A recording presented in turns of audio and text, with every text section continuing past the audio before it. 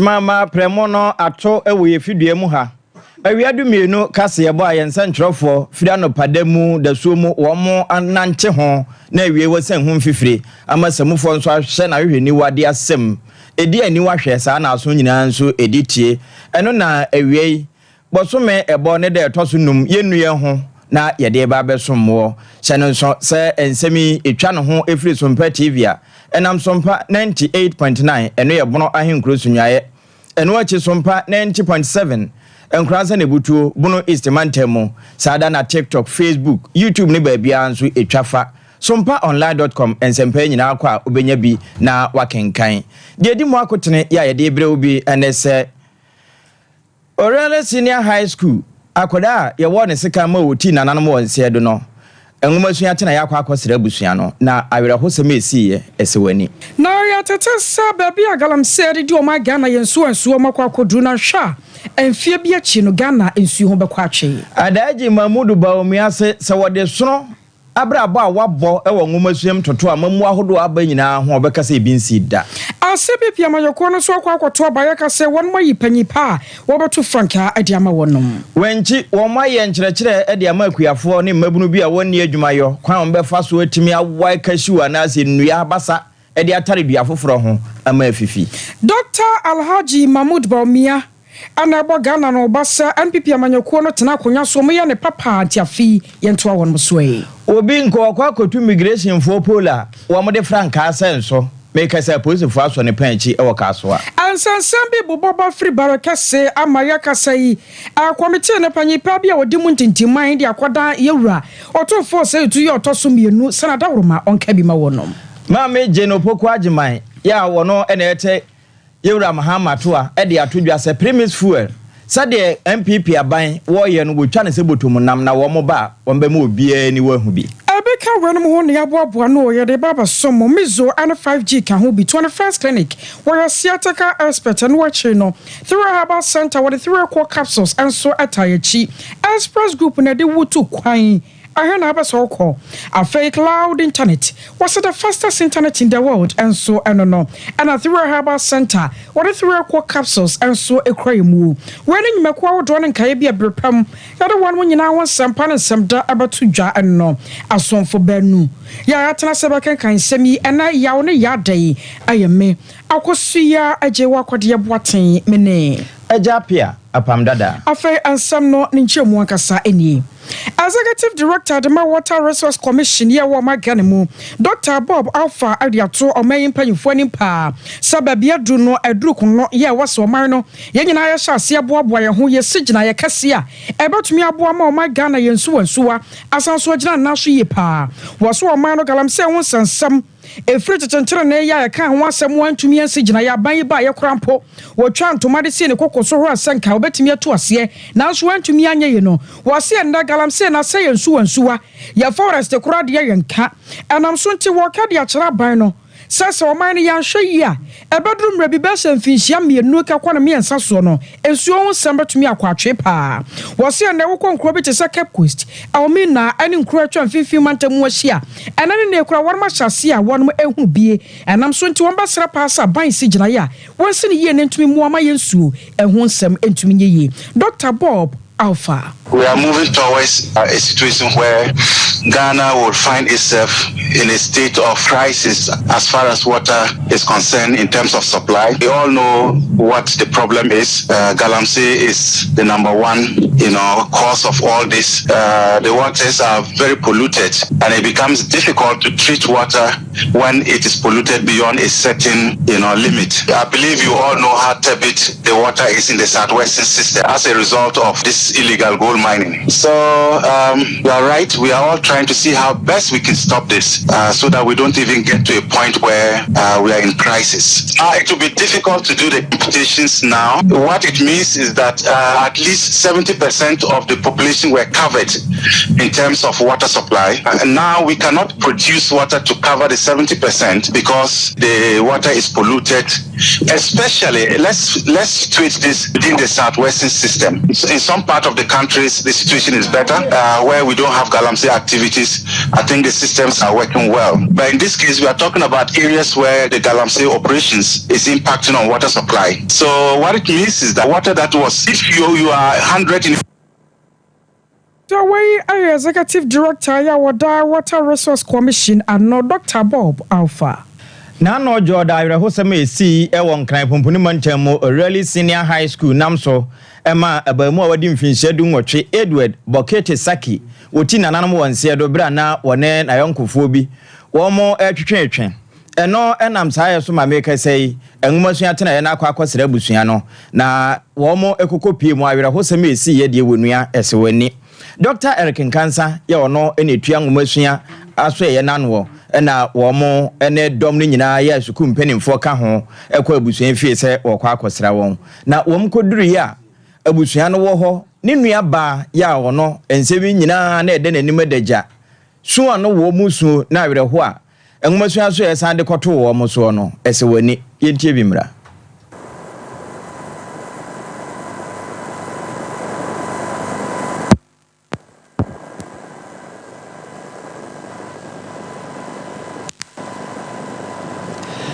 eno bra domno ekoko pie ho aja I understand they should come out and say something. We can't wait to that. No, since what I thought brought up that fight, because you were able to rescue their boy, to put him safe at a safer place.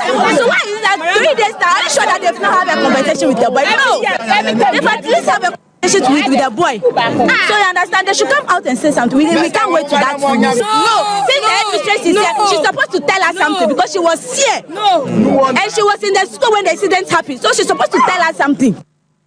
Ewie ye na neja nimpon edi tuju achese we enwumasua so ye na aba besra won na mum eba sukuu na nkasa de a wo ma ye din wo mo nkasa na wo ma tede ekọ na wo ma wo mo na otwemienu so wo ma meka bibia any one wa between hofo. He said the school have rules, but everything will go under 2 weeks. The school will do their investigation, what caused all those problems, together with the police. The family will hold on for that 2 weeks and hear what they'll come out with. If they don't come out with anything reasonable, I think we'll take the legal action against them. Eno Saki papa, they working and animal and said, "We need a nimpon and an worker says, Wama." School no really senior high school headmistress ne na chire for na otwemienu wo mo mesi bibi nchire busua Afaya ko amanyosemu CPP amanyoko na no da wan mokokoto abaya na wo hwese obeyi frankatunia wo bede amanyoko no ani mafia bato ye o magane ye beto ani mu na enipa mienu okoko gina ye no aye na ya ofrempon na na frempon ma kuma ene ko gina ya na wo hwese ye beto wan mo so oba na yayi mu baako awi a bra bato no nyina akọ na wi ye no na sa na frempon ma kuma wanya amane mu ahanso aduosia miensa 763 votes ya wode adi nkunim asebrei wono na eba beto franka ade ama CPP amanyoko no na ebra electoral commission na wobobo mma no na wode de wodi kan ene de woreto okra atudwa no se ne ho hyehye esi ekowie yaw anoche frimpong had 586 votes and Nana Frimpong Sapon Kuma had 760 11 votes. In view of this, I wish to declare Nana Frimpong Sapon Kuma as the elected flag bearer. I was watching no Anna Nana Frimpong Kuma ye na wadi nkunim one also kasa kakra kire se woda won masepa se won mato abade ama no we kire se won won mu gidie no so hyebo so obeye bidi aboa ama CPP adinkunim. I believe that in a political party as such as ours, it's one person will have to win. And once one person has won, especially when it's so decisive, it only needs to have unity moving forward. And what you know, Anna Nana Yao from Pong. Ya one Nana from Pamakuma Kumakosi, I can't call you a chili. One no did chono, one so akasakakra. You lose fairly. It's so.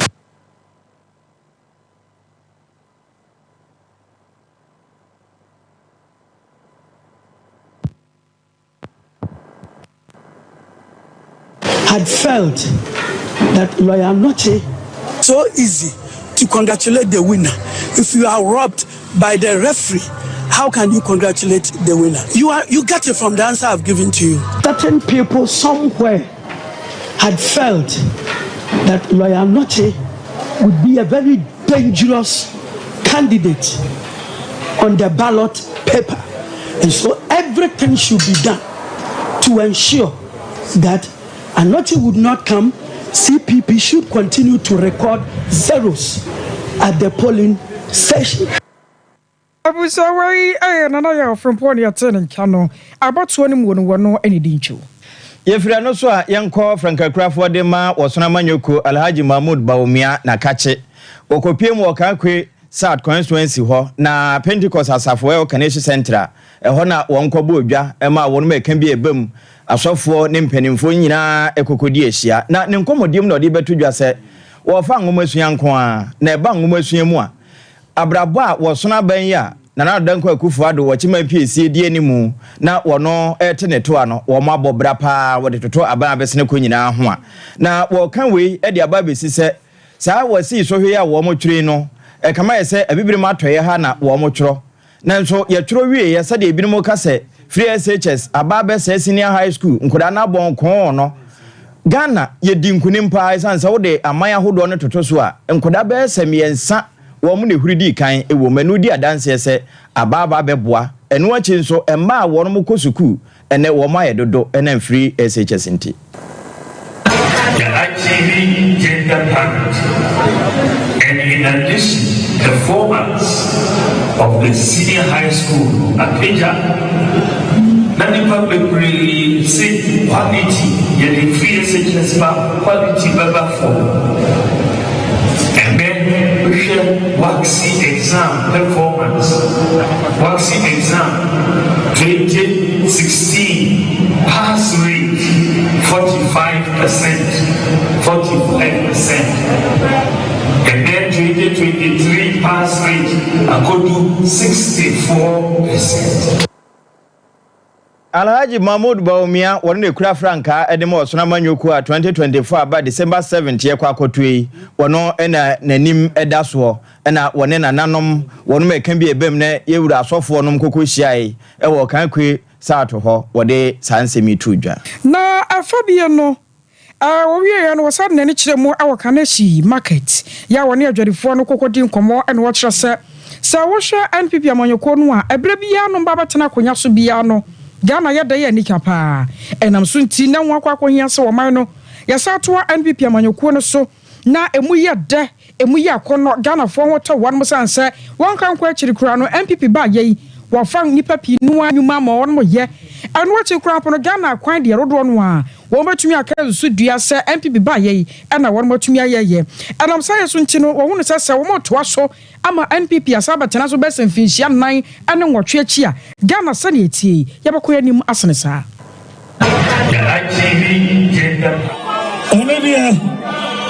Williams media minyanti president and move ultimate Dr. Baumia Mubenya brand new tier roba president.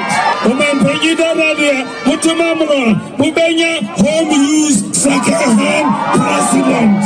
And brand new any second hand Diana Mupan. Brand new any second hand Diana Mupan. Brand new any second hand Diana Mupan. Chacho, Monfestiano, and money. Monfestiano, and money. Monfestiano, and money. Yadisha Fufro Eba, Port Hono, Yabasasa import duty regime, no, our Port Hono. Port Hono, Yabi flat tax Eba in cities, who contain a eba unina cities ubetua spare parts now the container 40 footer eba unim say sa we die 20,000 cities ensisa flat rate obia betua sa in Ghana your import duty and Togo import duty. Ghana import duty will be lower or the same as Togo import duty. Yes, Sano. Yadi new bank, Ejadifo Bank, SME Bank, Eri Bagana, Ama Ejadifo.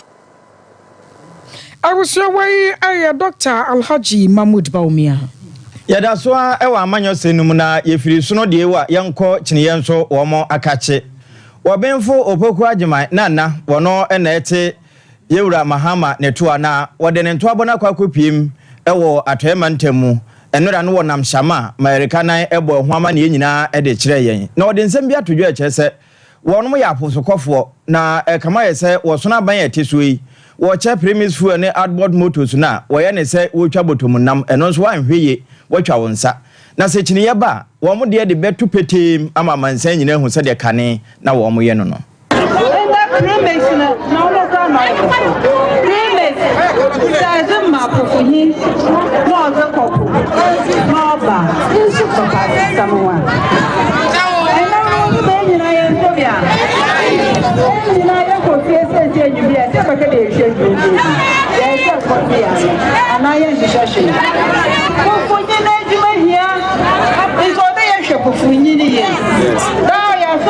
baby fee. I'm don't get that. It's a one nation. I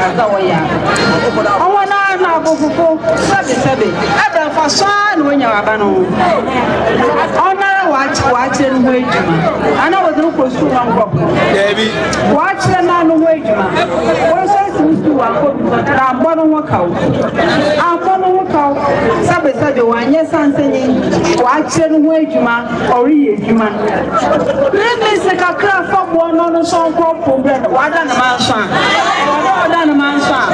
And we 17 months. Now I walk up on a winner. I walk about you one winner. Look on your answer. Thank you, Lord. Yeah, for a photograph. What a watching. Video Martin. One chance every year in a country. I put out one to know. I number one on that. Every example, in your school, more than a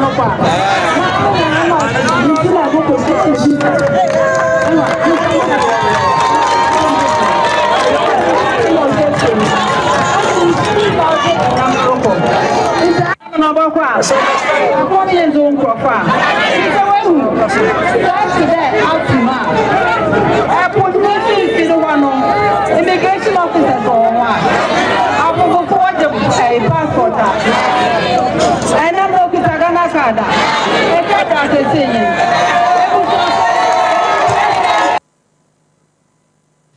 Eno bra na Jenopoko Agyeman professor wogina sempie so ewo shama na wote se wode nsemi etudwa na yanko Ivansa na ho ne musa sese himfa na eno waduru Ivansa ma hai. Hello Ivansa nai. Ivansa wa homa no so a yemo ahaba sompa dumienu kase so. Yo mejoso.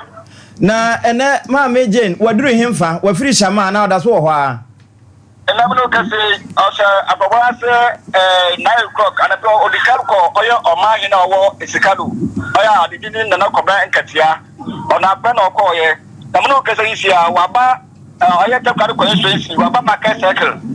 Yeah, new market there more yeah because of old one now more na more reality.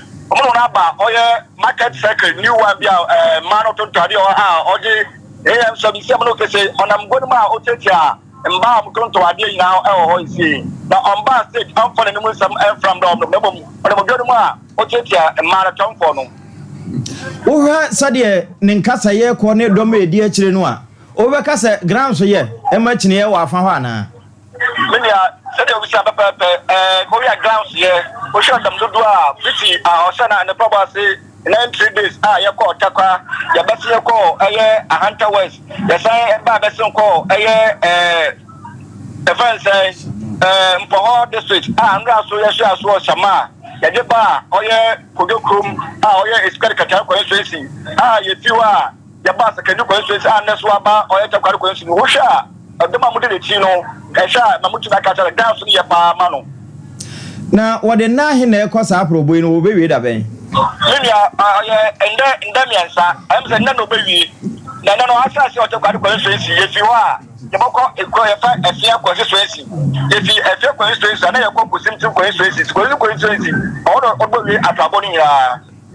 Mo and a Coswa for any dear tree, near Bifra to be no, Benfan Kame, yet here for near her for. Even Sanai, Yamanibuni, Ewo, Atre, Afaho, and what did the Ecosu Nina, my Major Poquajima, na pro bono, which are home for me, a dear my. I feel your concern from more oral Kwame for a leading committee member. Ewo Barakasan, what they are to Jossa, and some be Cosopan, Jawan Equaka. What Waka Panini, the announcer was Sibribi, and my Santimera, who near Cosopa. Nina, yes, a woman and an amwa kubrinya, Papa. Waton sasia ma fedi ya woman nananom sasia wadija one mono owura ya se awuramu ya ohini ya waton ton sase no na akanwo bi amede wo haw kese pa na abakoro no so ya rekura apo no funu adi usua eno so obi wu a wo mogegye na wo mede kokkoboa sa nipa no eno so won sensem asan so da ho akanwo bi amode atodwa a kire se wo sra santimera ye rotu fo se tu ya wotoso mienu ne mpanyifo mu kabie wom se omra barakase sanse ne yekoso no ano ayayede the only now say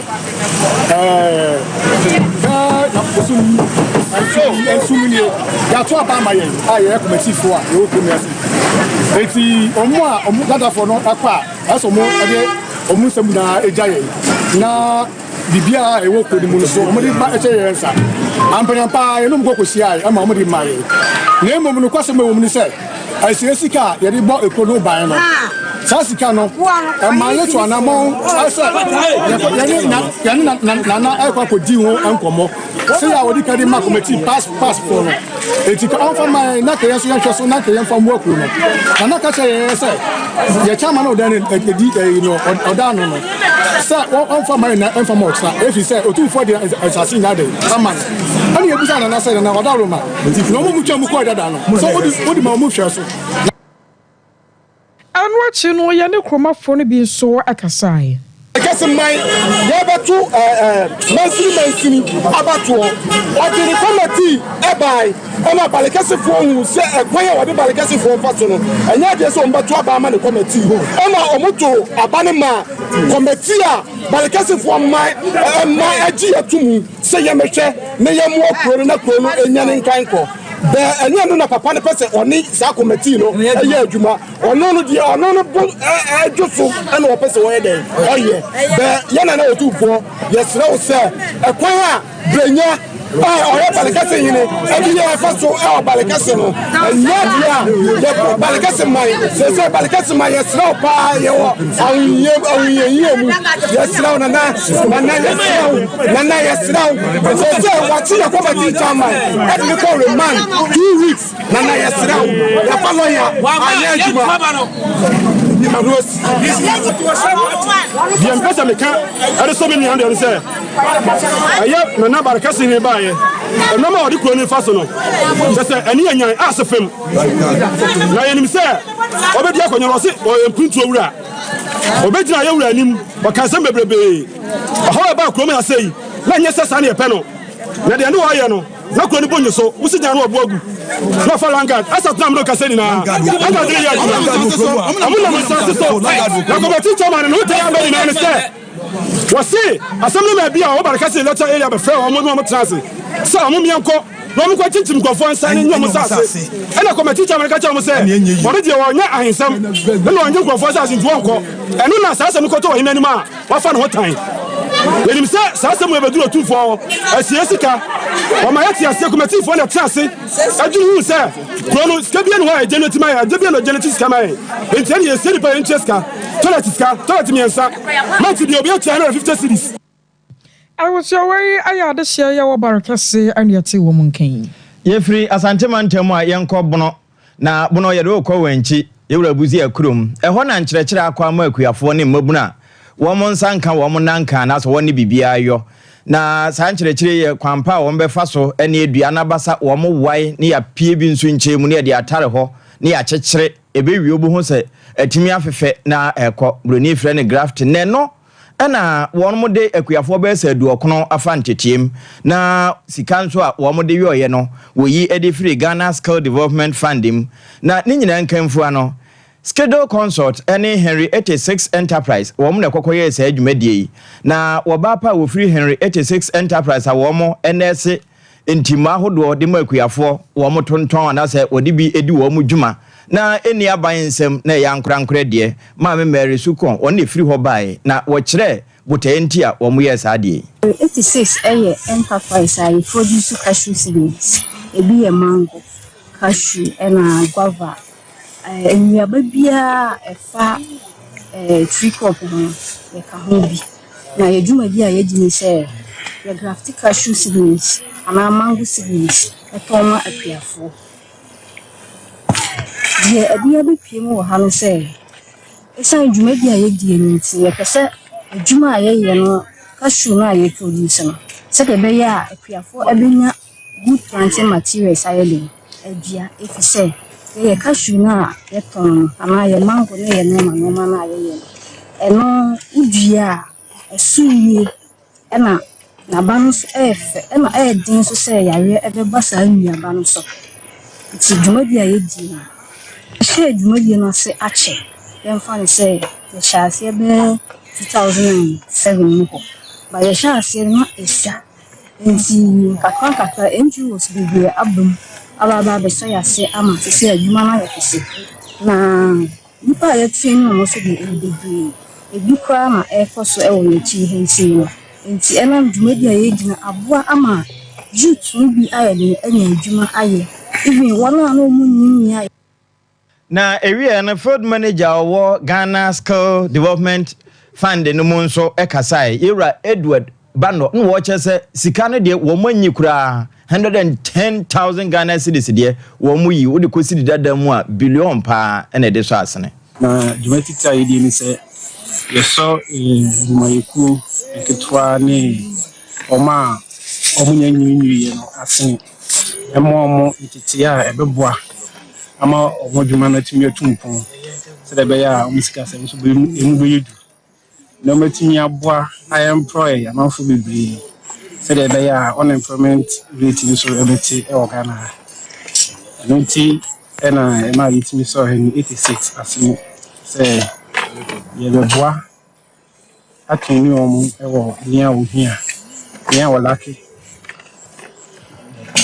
so yeah Juma konya teacher mu into windows your window 1 your window 2 your window 3 your window 4 na Henry 86 no or apply no under window 2 na window 2 no so omusika no ye mo 110,000 Ghana cedis ntene eno eye wono ma ebo ho bra na wie no pani a woda Schedule Consult no Yewura akwasi adwuma kon hegan enso edne de to so ye kasa Schedule Consult ye edwumaku a me na no sashase bodi be kasa na me ti company na me so na me da no me kasa tie a Ghana for edwumayefo ehian ye de ebemom nti dwumadi a yedi no ye agri sector ene o mo so mo corporate sector nti ye fan corporate na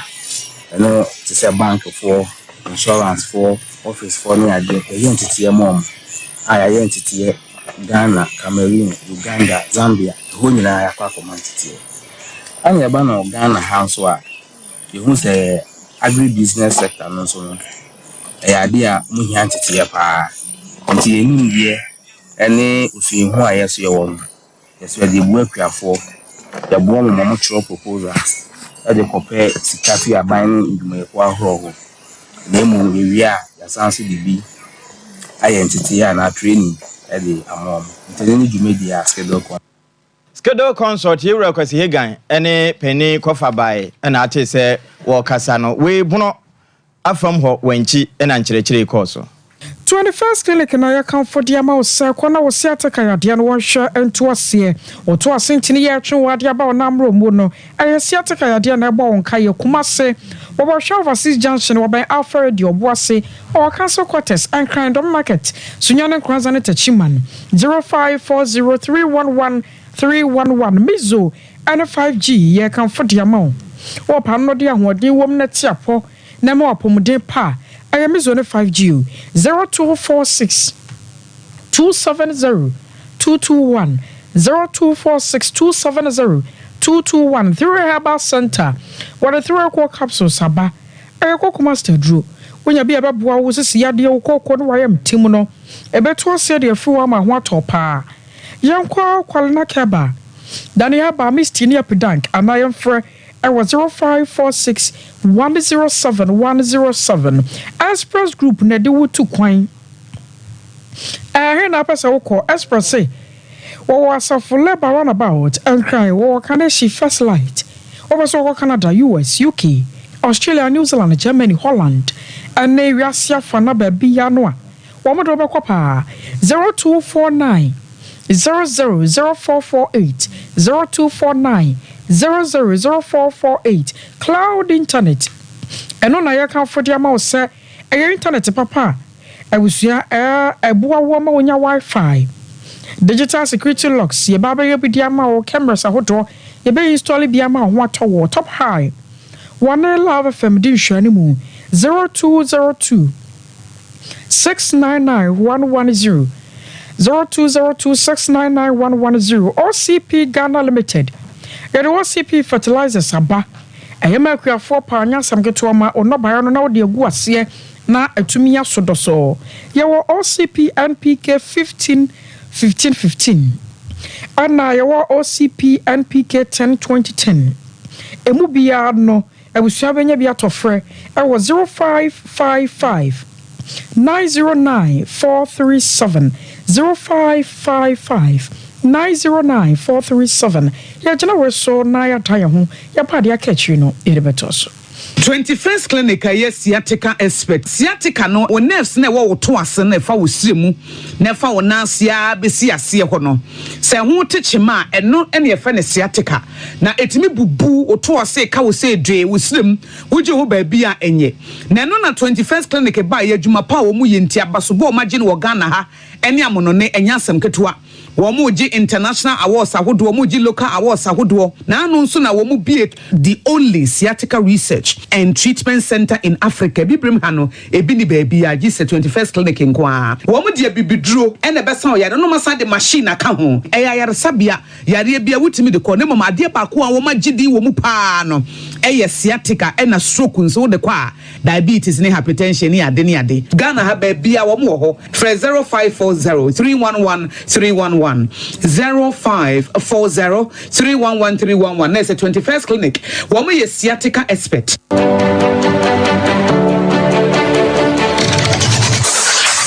Introducing Mixer 5G Sparkling Drink, a whole new refreshment in a can. Mixer 5G is a tasty non-alcoholic drink. It is a perfect companion for all your events, including parties, weddings, and funerals. It is made with green tea, ginseng, guarana, grapes, and grapefruit.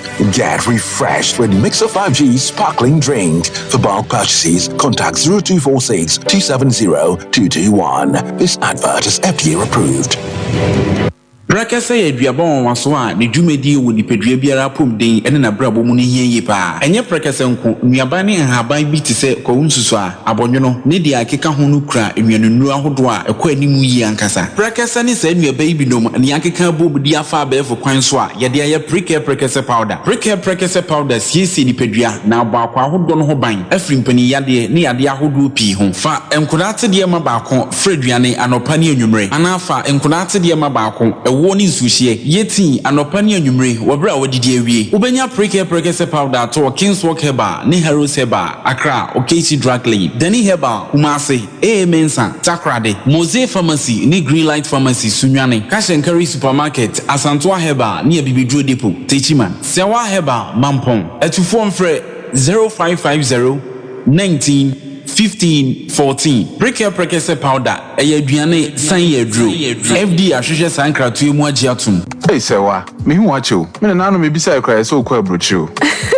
Kwaku, afeina mebeko. Menkrata krani. Hey, eni me ma connection man for den kofo sika aduane ne wanya otedi musa no. Oh, Express Group adarumenti akwanto ayefo. Opese otu kwan kosua dia. Express Group do be call mind me to say Canada, US, Australia, UK, and Germany. Say a tour and say visiting so Express Group do be call Dubai, Canada, US, Australia, and Germany. Mo am pese mo tu kwan koye adwuma nso obetimi de wako Dubai, Qatar, and South Korea. If you also want to take international tests like SAT, IELTS, TOEFL, GRE, GMAT, they can help you pass easily. They can also help you secure a good job in the UK. You should make sure you Kumasi Asafule Runabout Accra so Omo Carnation First Light Tema Omo Community 18 Lashabi Girl Filling Station. From more Humacho for ISO 055 555 0067 and 0249 000448.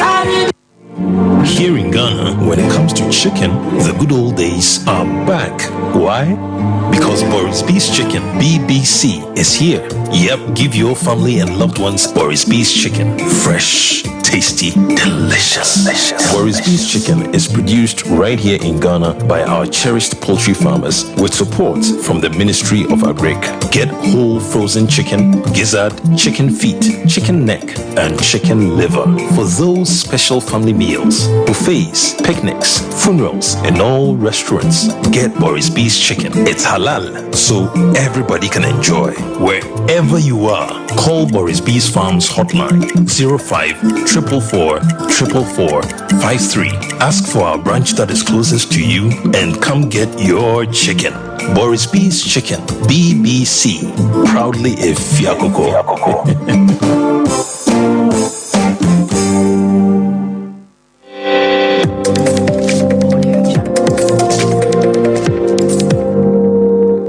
Sompa TV, Emma Akitiapa.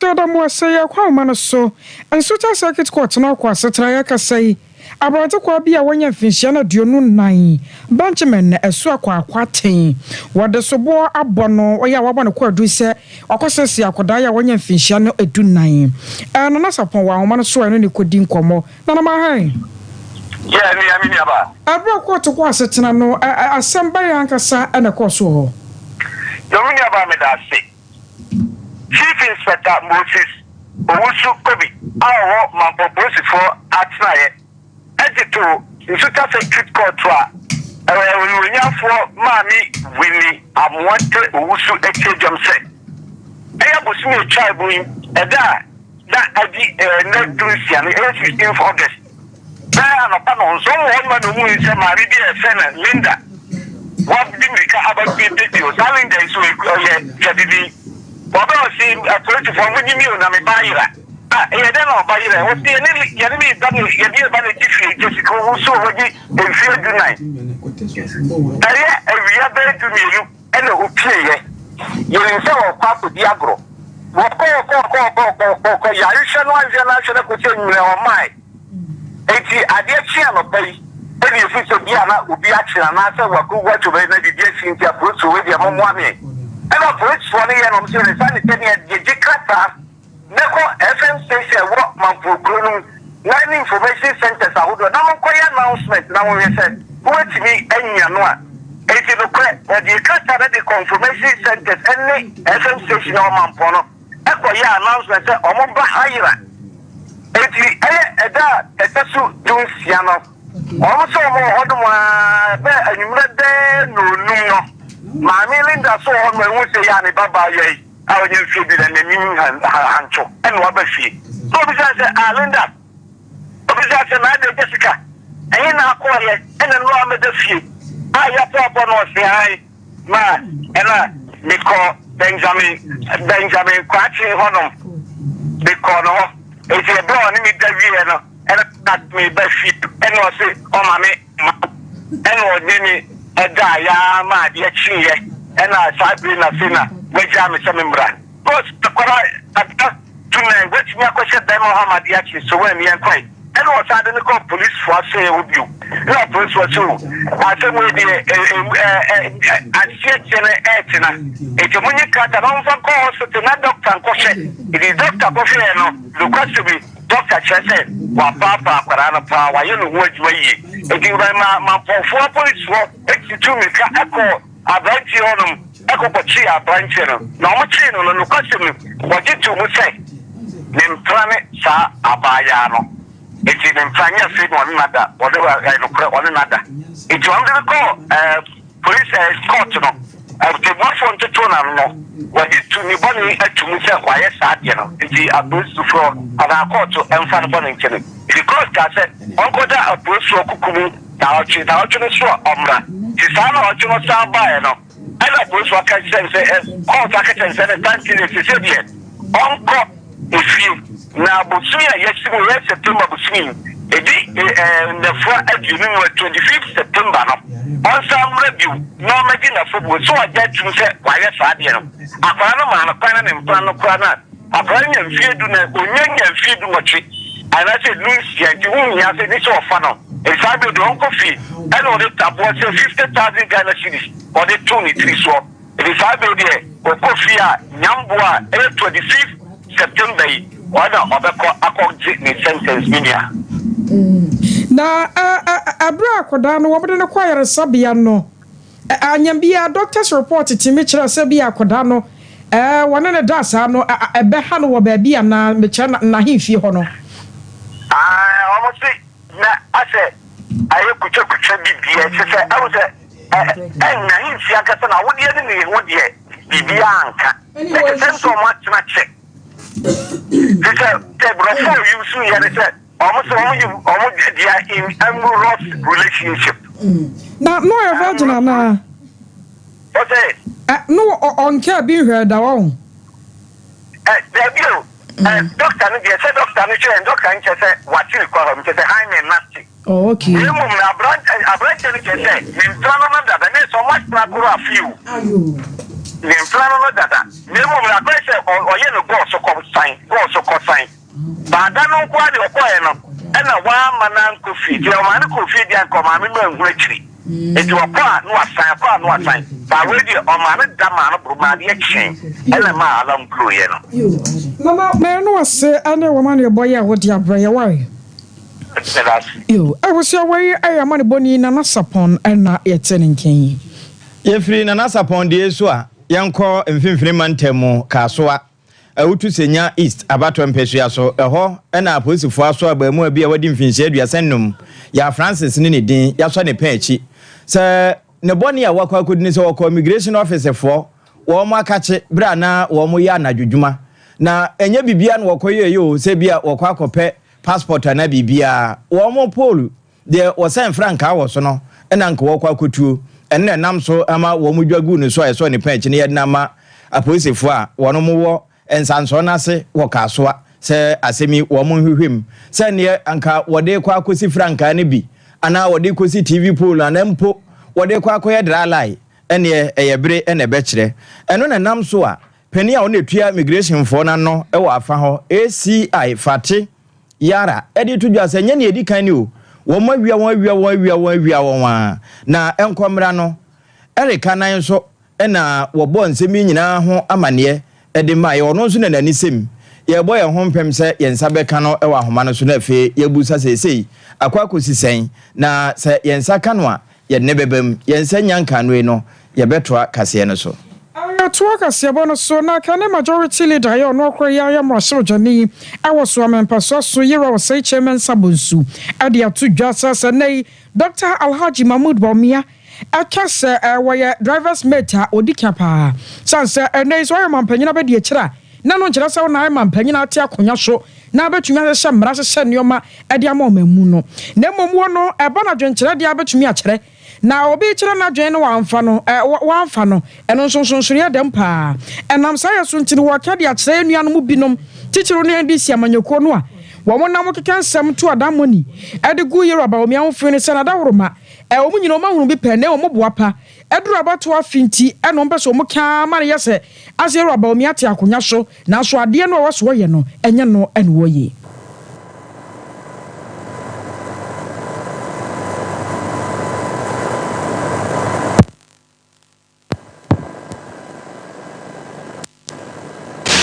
as he had in 1982. The 1996 manifesto, I think the response should be obvious. President Rawlings succeeded himself in 1996. Did he have the same manifesto as he had in 1982? The 1996 manifesto of the NDC was significantly different from the 1992, even though Rawlings succeeded himself. President Kufuor succeeded himself. The second stanza of his administration, the manifesto, was markedly different because society is dynamic. President Mahama, when he succeeded President Mills, he didn't have the same manifesto, he didn't repeat the same manifesto because circumstances have changed. I think this is, with the greatest respect, it should be obvious to all of us. In any event, even twins do not have identical minds. Executive authority in this country is vested in one person. The vice president is always an advisor to the president. He's a prime advisor, I should say. It doesn't mean that whatever is proposed by the vice president will be taken by the president, because, as I said, executive authority is vested in the president. It is the reason why, even though President Mahama, at the time a vice president, described himself as the luckiest vice president at the time in the world, he said, because he was given the greatest ambit to operate, he didn't mimic the. I was away on Munya for say chairman Sir Bonsu.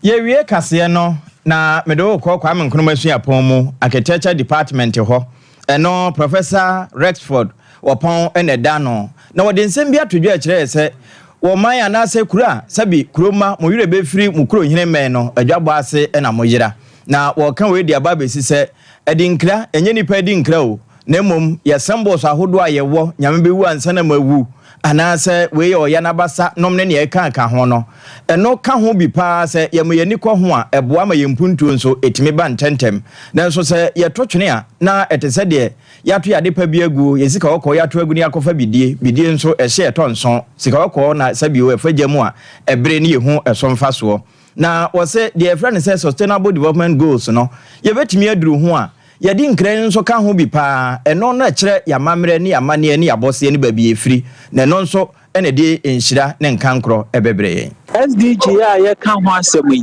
se wo hwa eyemfie dunu 15 years we say ye twamu nkro a kire se aka mfie nsia e wo se ye mu adwuma na ade abaako a ejuna ho pa ya ahyensude emaye edinkra ahyensude no se wo fa University of Cape Coast ya o ma ahyensude ye dinyame se wo university se university amewa ye Kwame Nkrumah Apomu University ya ahyensude no ye fa ni nyansapo osane no badwemba enti se tisadia ada na SDG na ewiase nyina de ahye ho yan hwehwe ni a eno nso ene edinkra no ewo the same asechire no se wo fa ekwan a ye befa so ebenya asomdwia na pepe ye nso beba so a e se etimi de entiase edinkra symbol no ejina ho ma the 17 sustainable goal na eye partnership no wo fa bibi ti se SDG 3 no eno ni ahwe apomudine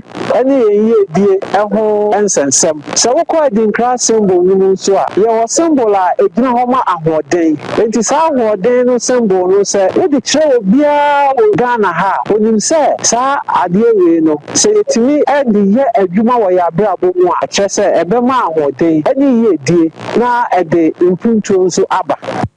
Professor Rexford Opon Kwame Nkrumah Apomu no di nedwuma wo architecture department wo ne da wo ma no na sanhye mudie Ogwasu Apomu ene course a wo de sansemi ekoto dwa ye gina no so na dumienu kasebo awiadie ye de ne nyina esi Yero Asante Ebo Benedict won ne semufo no kuku America Jando Evergreen Mama wono ne chinchima afidie ni funuma na oba ya Grace wo Grace ni nyina wo MCR ho ema ye ko Facebook YouTube ene ba bia ka kire ene ne domo so TV no so wadama ene eduru so awiai akenkamfo no eye japia apam dada mene wobapa akosia ajewa kwade boatin.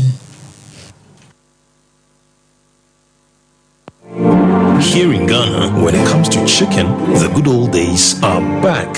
Why? Because Boris Beef's Chicken, BB